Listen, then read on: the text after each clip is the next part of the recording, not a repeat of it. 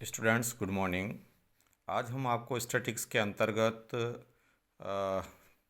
Call Pearson के सहसंबंध में एक क्वेश्चन जो सतत श्रेणी के अंतर्गत होता है उसको सॉल्व करते हैं। कई बार परीक्षाओं में ये सवाल आता है और थोड़ा समझने में आप लोगों का सहयोग चाहूँगा कि आप थोड़े से कंसंट्रेट हो करके सवाल को समझें तो क्वेश्चन आसान है, अन्यथा ये क्वेश्चन जटिल बन जाता है और आपको फिर समझने में परेशानी हो सकती है। तो ये सतत श्रेणी का जो क्वेश्चन है, calculate the coefficient of correlation and its probable error between the age of 100 mothers and daughters from the following data. 100 mothers and daughters की जो डेटा दे रखी हैं वो क्वेश्चन इस प्रकार है। Age of mothers in year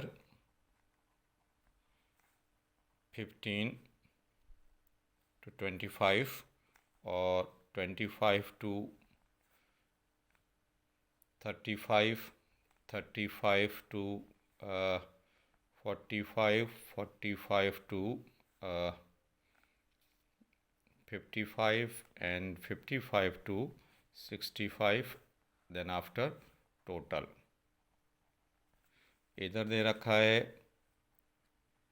as of daughters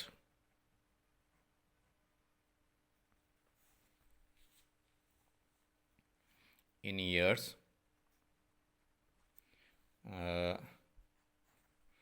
ये है आपके 5 से 10, 10 से 15, 15 से 20, 20 से 25, 25 से 30 और 30 से 25 से 30 फिर टोटल।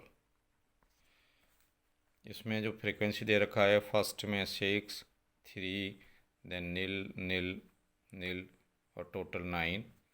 सेकंड में दे रखा है 10 से 5, 15 के नीचे और इस प्रकार 3, 16, 10 dash dash that is the 29। Then after dash 10, 15, 7 dash 32 total. Next वर्गांतर में है dash dash 7, 10, 4 that is 21 and last में दे रखी है डैश डैश डैश 4, 5, 9। फिर इनका जो हॉरिजेंटल योग है 9, इनका 29 हो जाएगा। 15, 10, 25 और 7, 22, 7, 10, 17 और 4, 21 और 4 और 5, 9 और यह बन जाएगा 100 के आसपास। और इधर जो आपका 9 वर्टिकल योग हमने बता रखा है। तो यह क्वेश्चन है और इसमें आपसे पूछा ये गया है कि निम्नांकित समंकों से 100 माताओं और पुत्रियों के बीच सहसंबंध गुणांक और उसका संभावी विवरण ज्ञात करना है। तो इस क्वेश्चन को करने के लिए हम इधर पहले y ले लेते हैं। y एक्सिस में 15 से 25, 25 से 35, 35 से 45, 45 से 55 और 55 से 65 और फिर इधर जो है हमारा एज हो जाएगा y मदर्स के लिए मदर्स, और ये है हम पहले कॉलम बना देते हैं क्योंकि इस क्वेश्चन में समझने के लिए थोड़ा आपको सहूलियत रहेगी।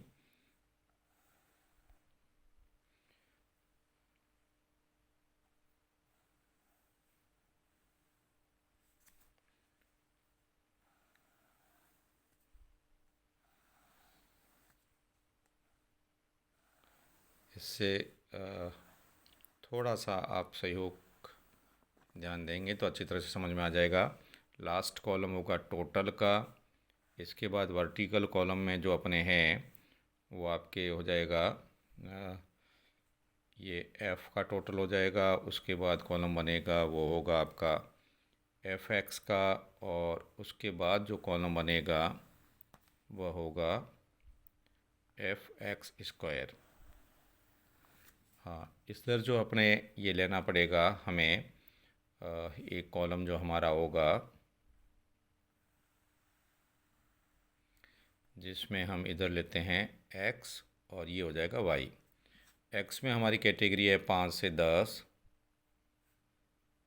उसके बाद में 10 से 15, उसके बाद में 15 से 20, देन आफ्टर 20 से 25 और फिर हो जाएगा 25 से 30। अब जो कॉलम अगला कॉलम बनेगा वो होगा टोटल का, टोटल f।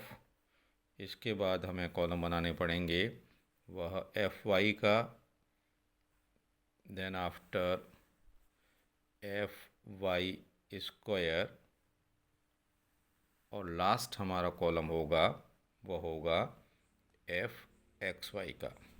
अब विद्यार्थियों, आपको ये जो ध्यान देना है कि हमें एज्यूम मीन लेके चलना पड़ता है और उस काल्पनिक माध्य से हम जो है वो डेविएशन ज्ञात करते हैं। तो मान लेते हैं y का हमने काल्पनिक माध्य ये ले लिया, इससे ऊपर के पद 1 और -2 हो गए और इधर 1 और ये 2 हो गए प्लस के।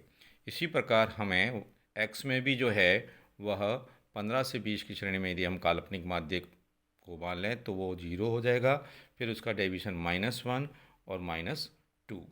इसी प्रकार नेक्स्ट जो होगा हमारा 0 के बाद में 1 और 2, ये हमने डेविएशन ले लिए काल्पनिक माध्य से विचलन, और विचलन लेने के बाद में हमने जो ये डी जो होता है डेविएशन वह x का भी हो गया y का भी हो गया।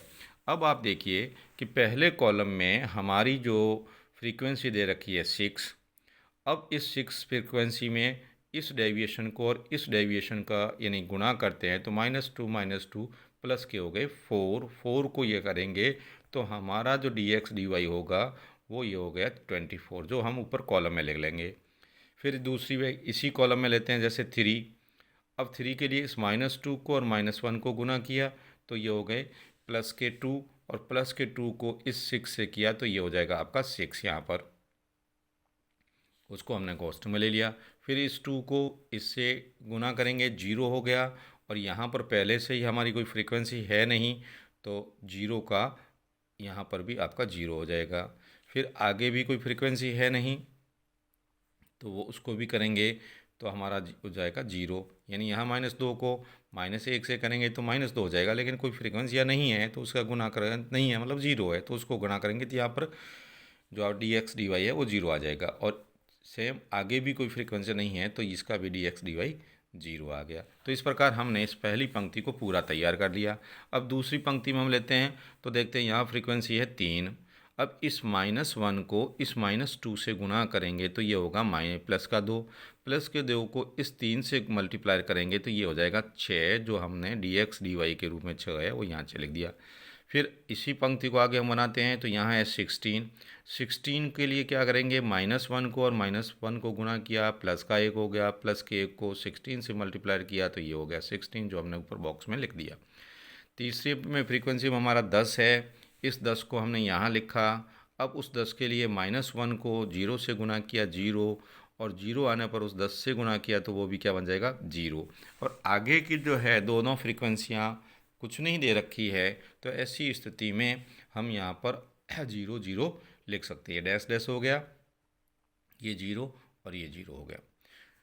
फिर तीसरे पंक्ति को देखते हैं, यहाँ कुछ है नहीं तो ये हो गया नील होने के बाद ये 0, और चूंकि ये 0 है यहाँ पर इसको सबसे गुणा करेंगे तो जैसे मैं फ्रीक्वेंसी पहले लिख देता हूँ 10 15 और 7, ये लिख दी 10 15 और 7, लेकिन यहाँ पर 0 है, इस 0 को इस dx के किसी से गुणा करोगे तो 0 हो जाएगा, और फिर 0 होने पर ऊपर की संख्या भी 0 हो जाएगी। तो ये सारे 0 हो गए आपके, और इस पूरे में 0 आ गया।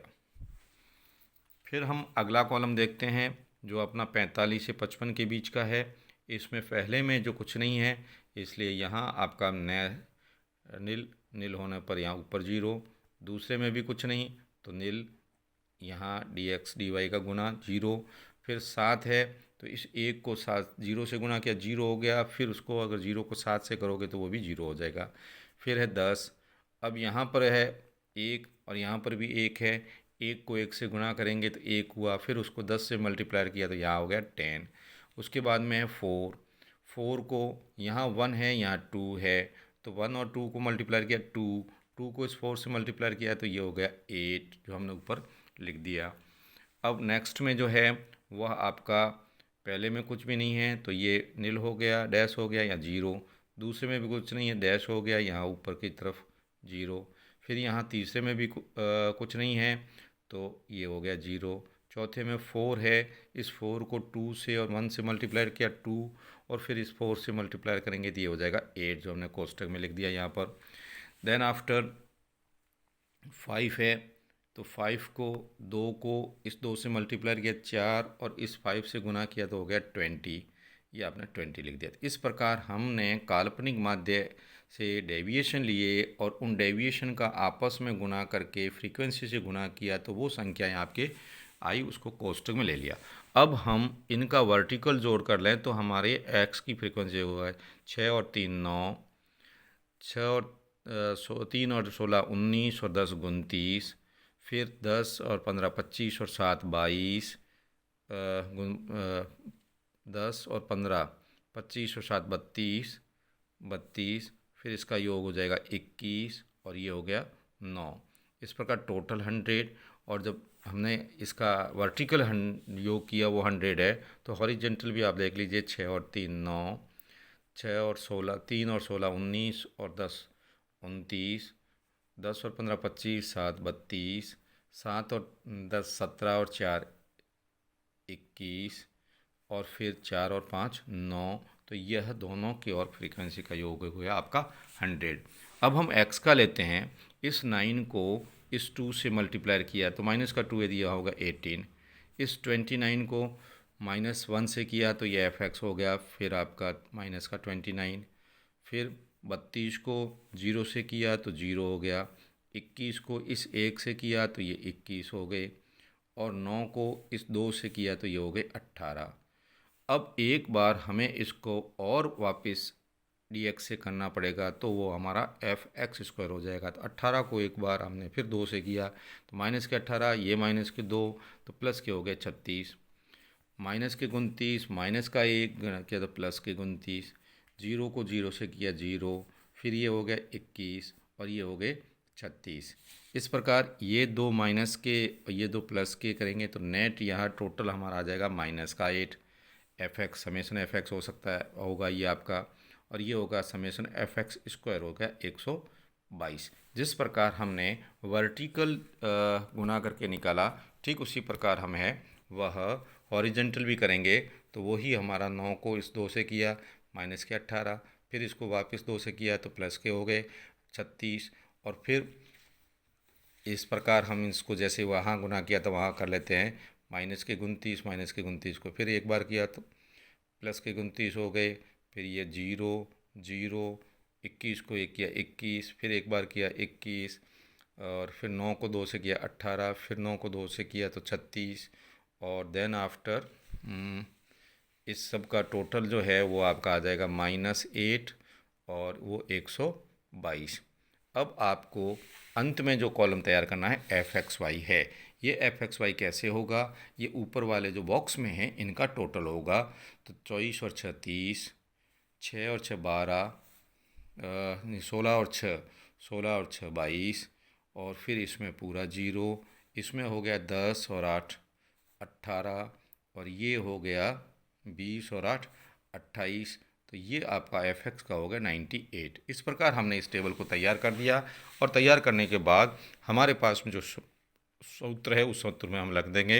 वो सूत्र है हमारा summation fxy into n minus summation fx into summation fy divided by under root, ये सूत्र आपको याद रखना होगा, summation fx² into n minus summation fx का होल स्क्वायर। इसी प्रकार summation fy² into n minus summation fy का होल स्क्वायर। अब इसमें आप वैल्यू पुट कर लें।